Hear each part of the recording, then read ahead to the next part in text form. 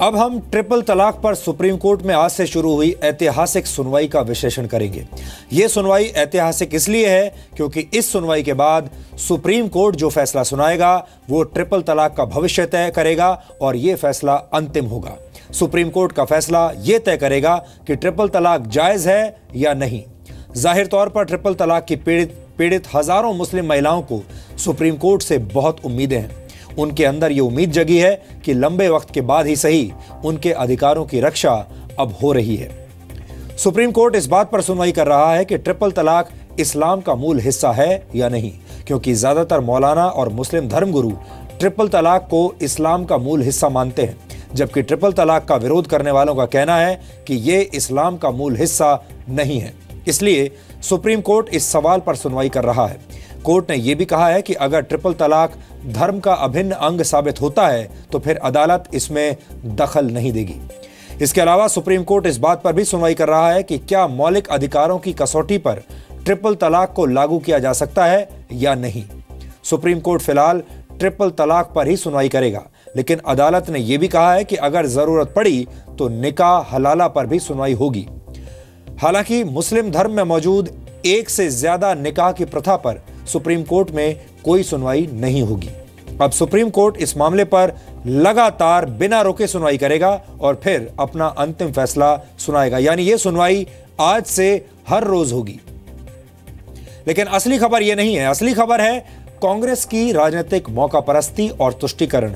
हमारे देश के बाकी के जो नेता हैं उनके तुष्टीकरण की जो नीतियां अभी तक रही हैं वो है असली खबर, क्योंकि ज्यादातर नेताओं ने इस मुद्दे पर चुप्पी साध रखी है, क्योंकि देश के बड़े बड़े नेता, बड़ी बड़ी पुरानी पार्टियां ये समझती हैं कि इस मुद्दे पर चुप्पी साधकर या इसमें साथ देकर, ट्रिपल तलाक का साथ देकर वो देश के मुसलमानों को खुश कर सकते हैं।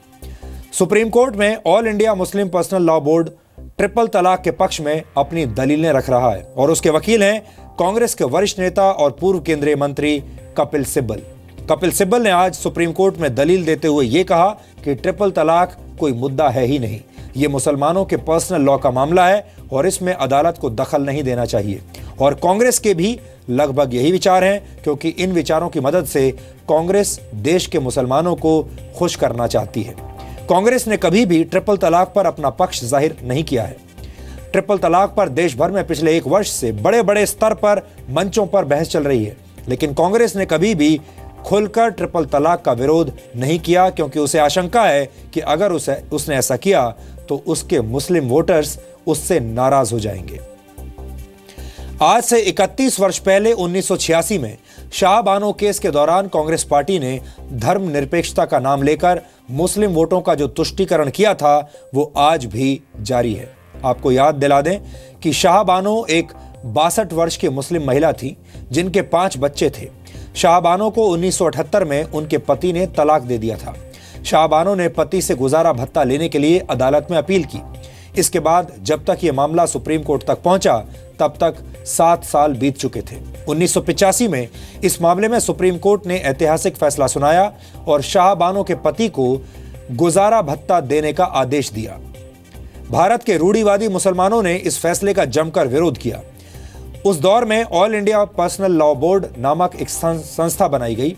उस दौर में पर्सनल लॉ के समर्थकों ने सभी प्रमुख शहरों में आंदोलन करने की भी धमकी दी थी। इसके बाद 1986 में राजीव गांधी की सरकार ने एक कानून पास किया जिसने शाहबानो मामले में उच्चतम न्यायालय के निर्णय को उलट दिया। अपने इस फैसले को राजीव गांधी की सरकार ने धर्मनिरपेक्षता के उदाहरण के रूप में प्रस्तुत किया था। कांग्रेस के इस फैसले ने देश की राजनीतिक मशीनरी को खराब कर दिया और उसके बाद बड़े पैमाने पर मुस्लिम तुष्टीकरण की राजनीति होने लगी और नेताओं को लगने लगा कि ये चुनाव जीतने का सबसे बढ़िया फॉर्मूला है और अब एक बार फिर ऐसे ही आसार बन रहे हैं।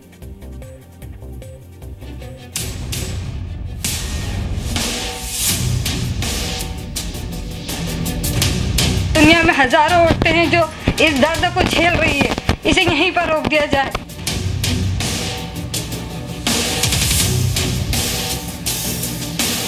मुस्लिम समाज में आधी आबादी को इंसाफ की सबसे बड़ी कानूनी जंग आज से शुरू हो चुकी है।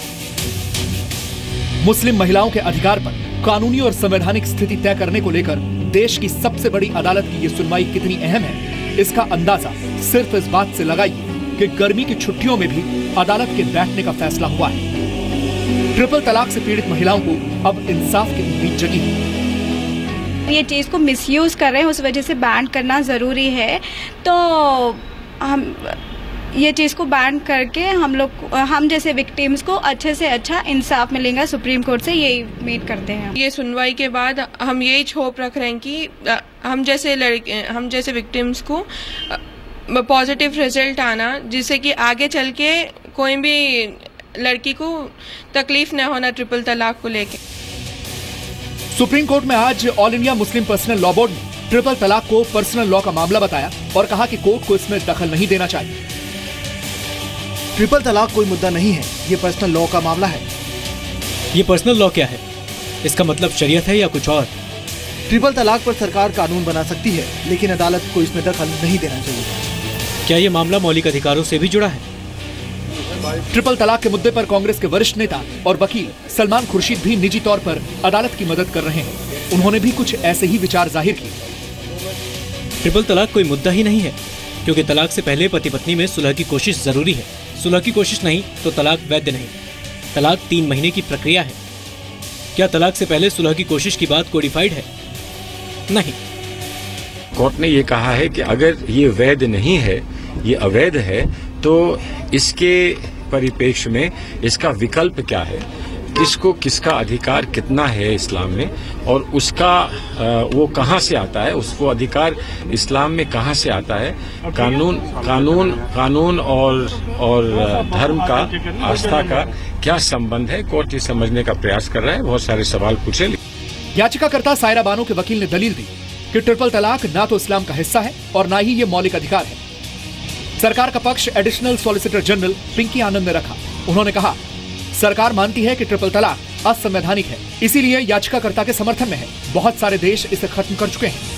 3 तलाक का विषय न धर्म का है, न पूजा पद्धति का है, न किसी समुदाय का है। 3 तलाक का विषय है नारी न्याय, नारी गरिमा, नारी समानता। क्या भारत के संविधान में आज 70 साल के बाद ऐसी महिलाएं रहेंगी जहां महिलाओं के मौलिक अधिकार हैं कि आपको कहा गया तलाक तलाक तलाक और आपका जीवन बर्बाद? मुस्लिम समुदाय के स्वयंभू ठेकेदार अपनी दुकानदारी खत्म होने के डर से ट्रिपल तलाक की हिमायत करते हैं और इसे आस्था का विषय बताते हैं।